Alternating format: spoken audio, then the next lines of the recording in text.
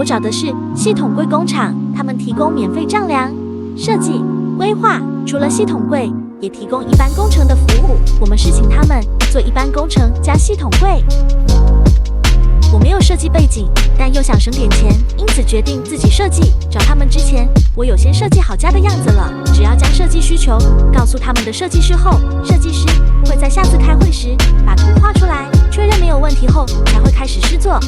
大部分的东西我都是自行购入，然后请他们帮忙安装，有付安装费。因为是第一次装潢，本来以为这样会很讨人厌，不过看来是多想了。影片我会分2部：1. 系统柜工厂硬装；2. 软装。那我们就来看硬装的结果吧。